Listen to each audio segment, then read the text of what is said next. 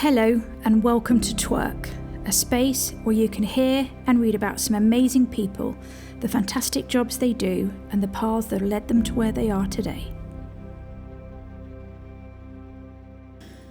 Right, I'm going to say I'm here with Gemma for a break room chat, but we've just chatted so much before this has even started that we've now got to somehow figure out and start all over again, haven't we? But look, the point is, I've asked Gemma to sit down with me today to chat about AI versus creativity versus law and everything else. Because Gemma, if you remember, which some of you may not, they absolutely won't. And do you know, it was May last year. So Gemma's chat with me was May last year. Gemma is an IP and trademark attorney and a really fucking busy one, aren't you? Yes. Very busy, because she's really good.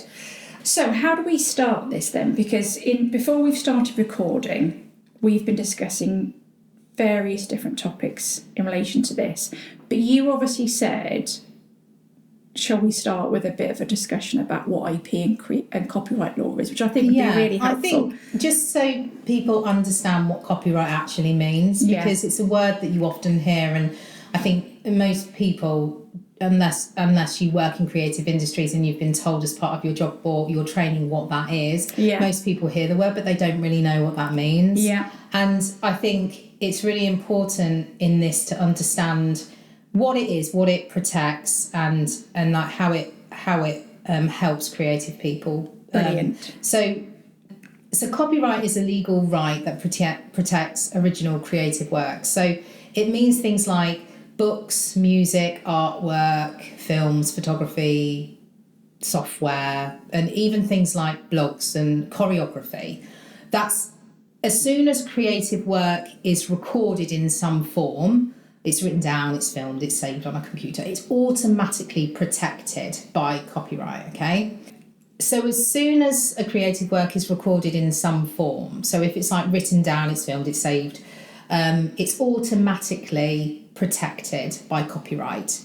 So you don't need to register it in the UK, although in some countries like the US, registration can give extra benefits. There is like a copyright registration that you can get, but certainly in the UK you don't. So if there's any dispute as to ownership, usually we've got the metadata on a computer where we can show, you know, who it was created by, when it was created, and that information's really important. What copyright does is it gives the creative control over how their work is used. So they have the exclusive right to copy it, to distribute it, to perform it, to show it to the public, and adapt it. And they can license it to others, and they can do other things as well. And so they can generate an income from their creative work. And essentially that's the most important thing for creatives, is to have some kind of revenue stream for their creativity. Yes, absolutely. So if somebody else, a third party, was to use the whole or a substantial part of that work without the permission of the author, the owner of the copyright, then that would be an infringement of that copyright works. So I suppose copyright really, at its heart, it's about recognising and rewarding creativity, and it protects the time, the talent and the effort that goes into producing original work. And that's the key. It's original works, and it gives creatives a way of earning a living from that. Like I said, you know, that's ultimately what everybody wants. So that's what copyright is. I didn't know though that you automatically, and I think a lot of people know that it's automatically owned. You don't have to sort of register it. No. And I suppose as well, you know, like when you see, I think a lot of people don't realise that it's a great IP right. And you know, if you write something and you see at the bottom the C in the circle, which is copyright, and you put your name and the date, you don't have to put that to own the copyright. it's just a notice to say you do. It doesn't mean you don't. It's almost there to inform ill-informed people. And it can be a deterrent as well. Some people will put it on there just so people know, that's my work. Nobody's to copy that. I own the copyright in that. Yeah. Just because you don't have that on there doesn't mean you don't own the copyright in that. Yeah. It's a good habit to do that, though. Yeah. Right, okay. So one of the reasons, I guess the reason why this chat is particularly poignant for twerk is in relation to jobs and careers. This is what we were talking about off mic. And a lot of the fear that I've heard from creative people that I know is just the fact that the worry that they're just going to get replaced. There's going to be no need for designers, writers, all of this, because AI is just going to do their work for them. And we're not going to answer that today. No. We're not going to answer that today, but I guess what we can talk about is and we're not even, we both have, and we, if you're okay with me saying this, we've both gone round the houses off mic going, what about this? Or almost in both sides, haven't we? We've kind of said that, and then we've said that because one of the things you said, and obviously I agreed with, is that humans have been doing copyright fraud in effect for generations, Not necessarily like fraud. Infringement. Yeah. I would say that what humans have done forever is look at other people's work and use that as inspiration.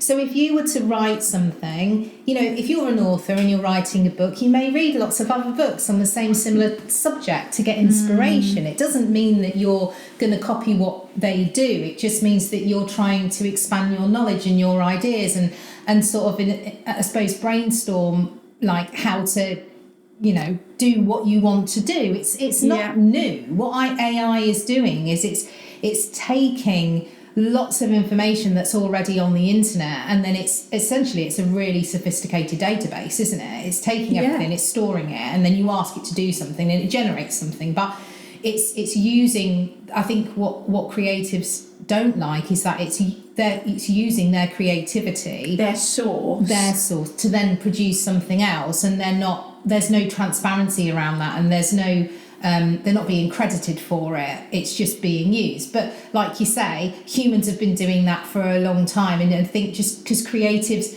don't know that their work's been used by you or me or somebody else, they can't do anything about it. But because now it's, everybody knows that the training that goes into these AI models is that they are mining and I think stuff. Because people are realising that they're being told that it's likely that their work is being used as a part of the training, that's when they've got the issue with it, quite rightly, because I agree that it something needs to be done about it. And how it works, I don't know what the answer is to it.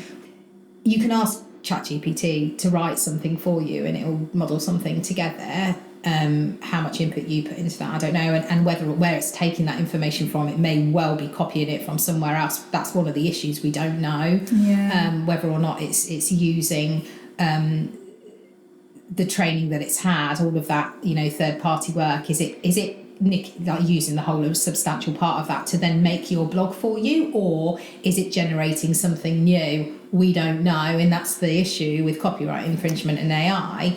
And so I suppose there's an argument there that you've got to use AI as a creative tool to help your work. It can speed up creativity. It can give you new ideas. It can support you. And I think if you come from it, using it from that aspect rather than it being a tool rather than an enemy, then actually it can probably be quite useful for some industries. Well, I think if you really break it down, and we said this, I think it's one of the last things we said before we started recording, the thing about AI is it's all really trackable and traceable, which human creativity has never been before. So if someone's creating some work, you could technically, I'm saying this, like we were saying, you could almost, somewhere, there is going to be a list of what the source code, the sources of that kick out, the spat out is. We've got this image from here, this image from there, this bit of this, the actual source code is available.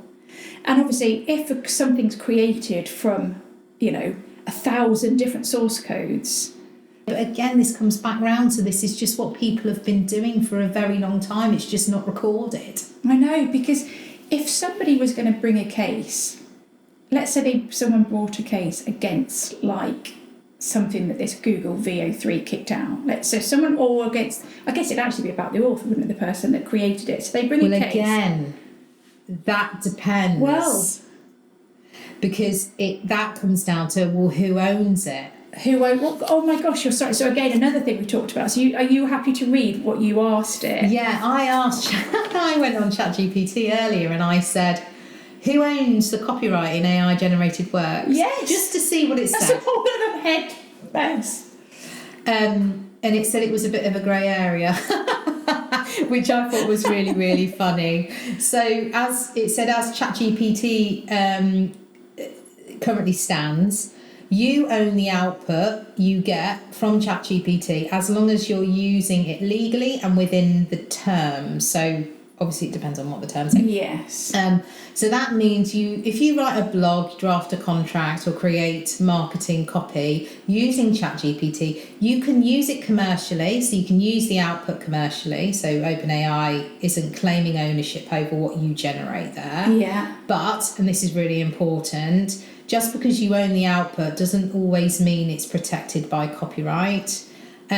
Copyright requires a certain level of originality and human creativity. So if you simply type a basic prompt and you copy and paste what comes out of it without any further sort of input. Right. So say, for example, I think I said this to you earlier when we were chatting before, if you went on there and said, oh, I need to write a LinkedIn post about whatever. Yeah. And it came up with something and you copied and paste that. Well, there's no creativity in there. So that's not going to be protected by copyright law. So, but however, if you were to write a blog post yourself and you put it into ChatGPT and you said, just check the spelling and the grammar. Yeah. And it did that, then arguably you own the copyright in that because you originally wrote that. It's just checking it for you. I guess if you were writing an article, either for your own site or for something, and you go, right, ChatGPT, what do you think? Oh, I don't even know. I don't really use it. So it's, I guess it's how, because then you keep prompting it, don't you? I guess the key thing is, if you end up putting something out and someone at some point says, oh no, well I said that, or that's do you know what I mean? Something like that, I guess it would require someone somewhere to go, oh no, that's actually I came up with that idea, or whatever it is. Well, you can't, that's one thing to understand in the world of IP is you can't protect a concept. So just because somebody's got an idea. An opinion. Well, and people can have the same opinions. I know. It's the written word. So, like, if your opinion and my opinion is exactly the same, but I write a paragraph about it and you write a paragraph about it, it might contain the same information, but it'd be written in a completely different way. I think it depends on how... Is it intention? I think it all comes down to, like, if you are asking AI to do something for you as a creative and you are not inputting your own creativity into that, i.e. you're not writing it first and then asking it to read it and amend it or whatever. Yeah. If you're not doing that and you're asking AI to do something for you because you're not doing it, you run the risk of it generating something that is infringing somebody else's copyright. Yeah.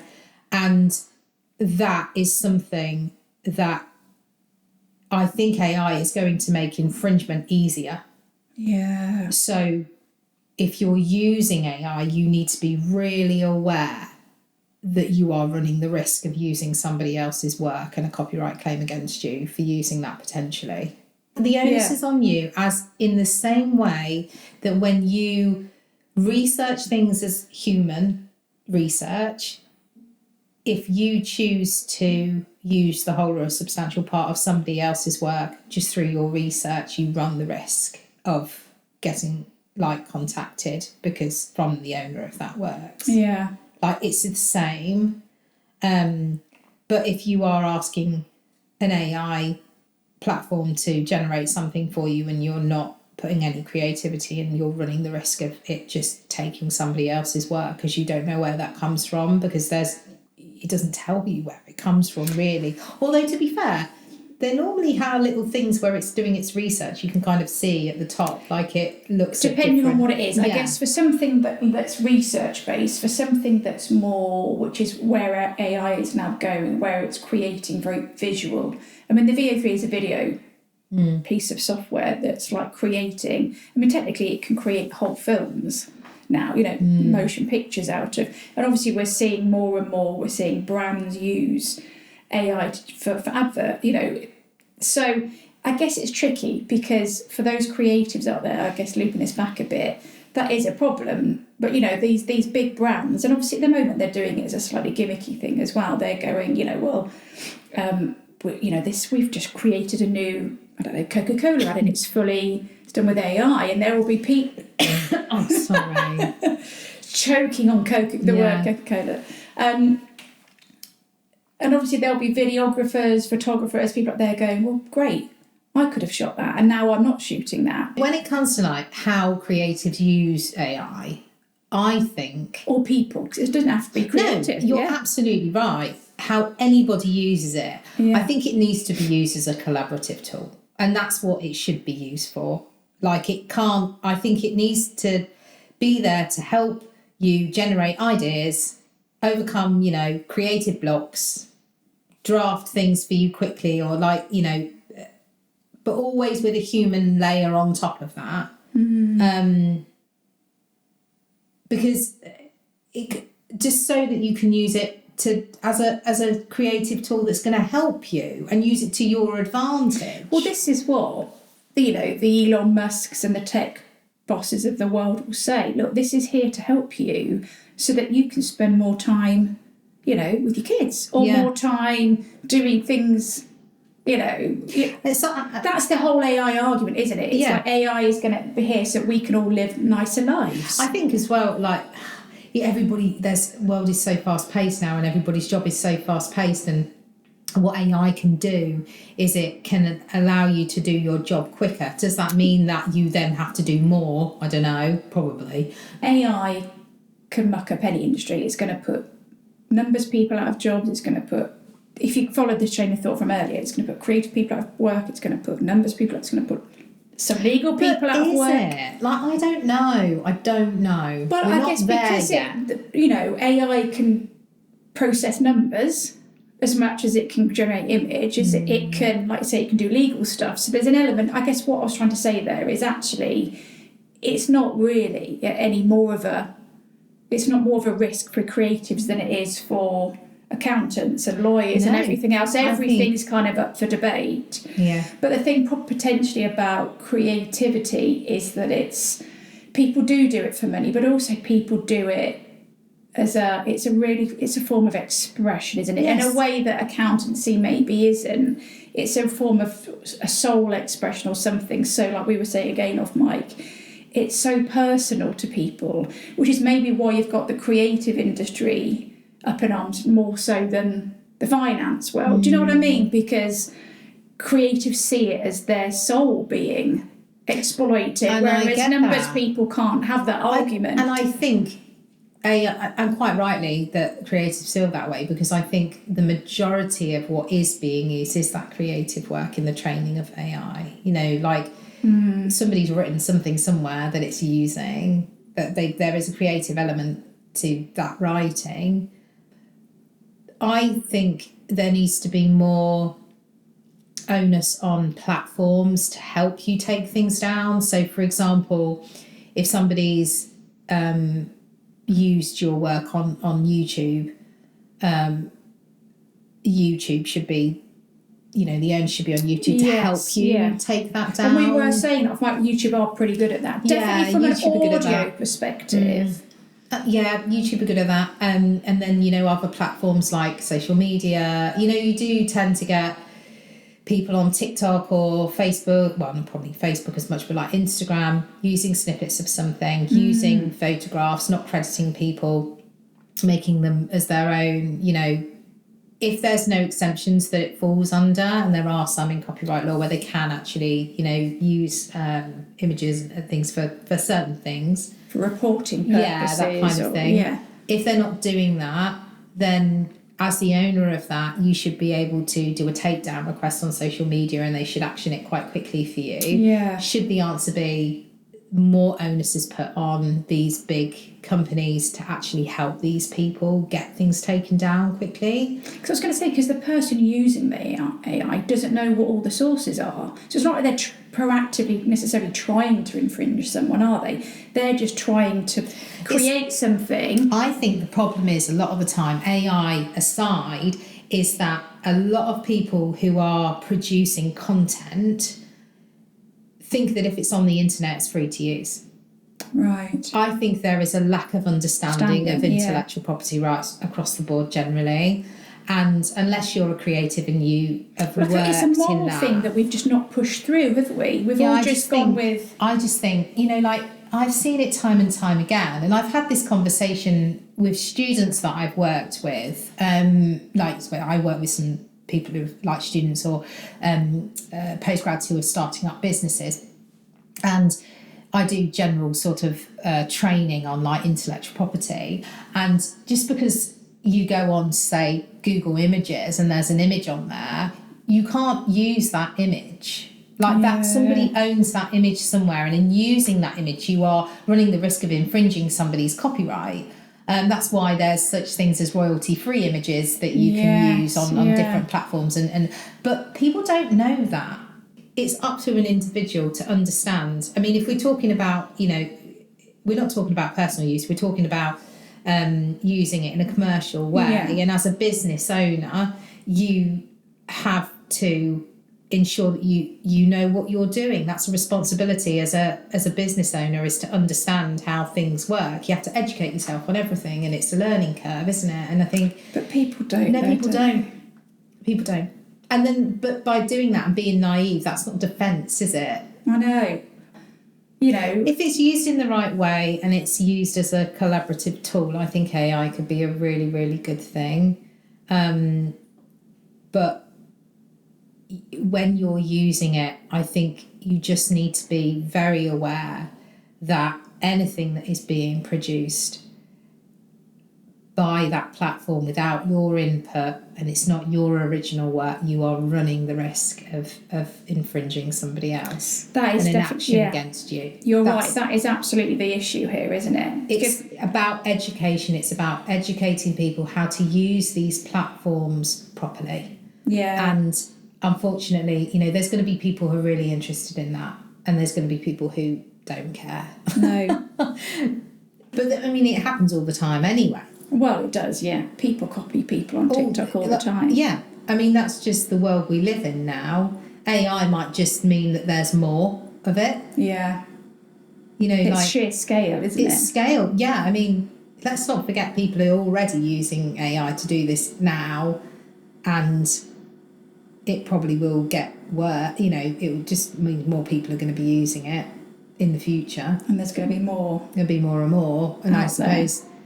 I don't know. It's But maybe to close this whole argument, because I've got to let you get back to your life, the point remains, it's how original is the output, really, isn't it? Yeah. It's how brand new is the output, because if something is created using 1,000 different sources, but it's a brand new thing. The Google thing's worrying for me, I think. The thing you were talking about? VO3. Yeah, it's just the third vector. And I don't know much about that at all, but from what you've sort of said to me about it, Well, it's deep fake, isn't it? Yeah. It's deep fake. It's the world of deep fake. Yeah. And how I know nothing about it other than what you've said to me, but what you have said to me, I don't particularly like the idea of it. I don't like the idea of people's photos being, it's a reason not to put your kids' photos on social media or, things like that. If images that are out there are being used, I don't know where, Google or anybody else, any other company that's got these AI platforms that are, mining this information, where they're actually getting it from. But say, for example, they're taking it off of social media and things, if they have access to that, I don't know. But you know what? Even, oh my God, I mean, this is where my brain's now going, Gemma. Let's say I want to create a video of a baby, yeah? And I go, I want a blonde baby. And let's say the Google VO system is set up well enough that it knows it's got to pull from a plethora of sources. Yeah? Yeah. So it pulls from 1,000 different baby photos online to create this new baby photo. Oh, in itself, I don't like. But let's say it does it. Yeah. Statistically, that end result baby could look like Somebody else's an actual baby, even though it isn't. But in fairness, all babies do look the same. Well, no, but let's just say a toddler. But you know what I'm saying, I though? do know what you're saying. There will be people that will go, hang on, that AI-generated person looks like me. And in actual fact, that's just like... It's just pulled from and it's mined from 1,000 different images. And that's just coincidence more than anything. It's weird coincidence, but that person, particularly if that ad campaign goes live, can go, that's me. And then Google or someone's going to have to go, well, it isn't you. It's got the left cheekbone of this person. It's got, do you know what I mean? I mean, it's just but is that person going to do anything about it? Well, I think if it's, like we've said, if it's used in a really public way for commercial purposes, and it's of your likeness, they would absolutely do it. Wasn't there with Scarlett Johansson, where her voice was being used, or so she didn't like it, and so then they ended up using another voice that was like similar to hers but isn't hers. Let's not forget, like, the copyright has had to change and evolve over time anyway. So this is just a new chapter in that area of law. Like, it just needs to change and just with, you know, not necessarily, I'm not saying that the legislation needs to change. I think that needs to stay as it is to protect creative people and the works. I think that's really important that doesn't change. But throughout history, you know, I can't remember if we've discussed this, but when photography was invented, you know, that had to change, and I mean, from like paintings and artworks. I mean, like it's always had, copyright's always had to evolve with technology. So when it's like graphic design from drawing. Yeah, so like when photography was invented, artists were worried about it replacing paintings. So you know, when printing press, the radio, films, and like all of those things, the internet came along. Each one disrupted the creative world in the same way that, you know, this has, and copyright just had to catch up with that. Yeah. So in a sense, we're seeing, you know, what we're seeing with AI isn't completely new, in the sense that, you know, it's just another leap of, you know, how creative content is used and shared and how it's generated. So, but how interesting is your job going to be over the next 5 or 10 years, though? It'd be interesting to see how it works and how it also, plays like, out. You know, it's such a grey area, and for us, like as lawyers, it's quite difficult sometimes to keep up with it.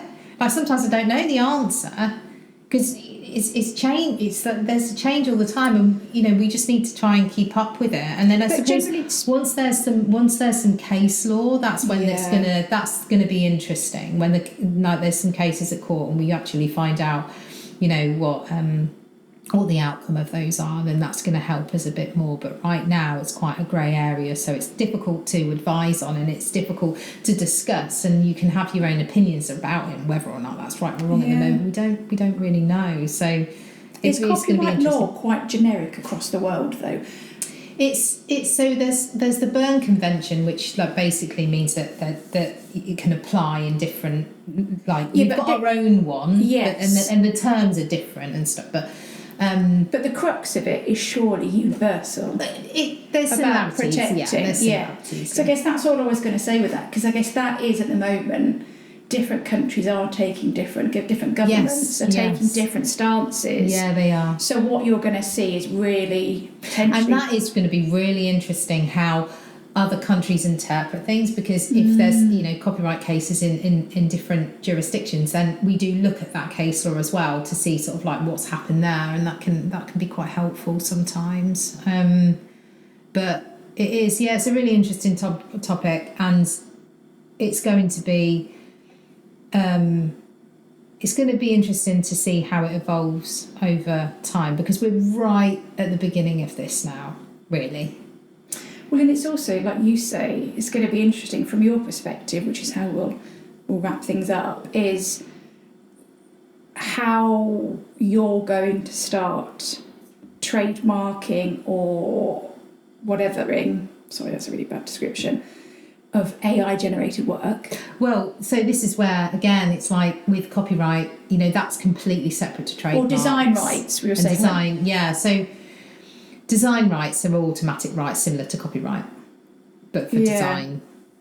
And there's lots of different areas of IP, and they are different. Yeah. Like, but we're not going into that today. That's a massive topic. Copyright is completely separate to like trademarks and... Well, and then the flip side is how many people are going to come to you, which we just don't know, do we, saying, I feel like this, I've been ripped off by this.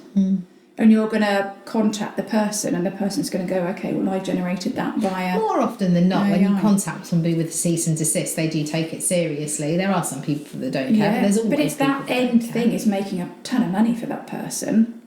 They're not just going to take that down willy-nilly, are they? So... It depends on the person. It depends on circumstances. You'd be surprised. Some people receive a legal letter and they are like, ooh, take it down quickly because they don't want any of that, whereas other people just don't care as much. Oh my gosh, Gemma.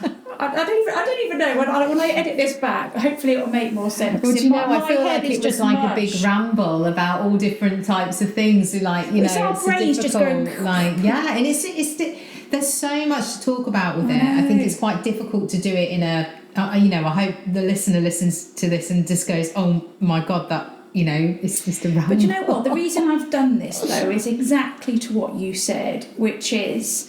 I just want people to listen to this and realise that it is a thing. There's no point pretending it isn't a thing. It is a thing.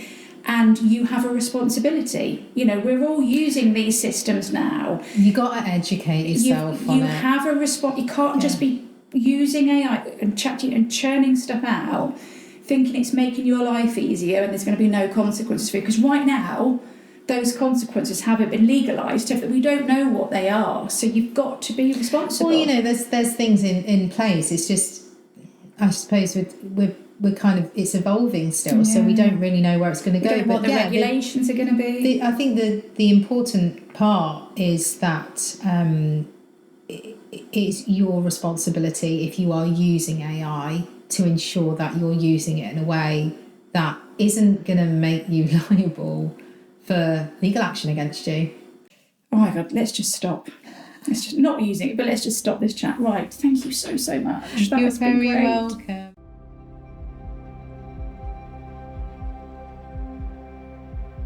If you would like to hear more about this chat, see some pics and read about how to get started in this industry and/or this role, then please go to our website www.twerk.org. The link is in this podcast page and across our socials. Sincere thanks.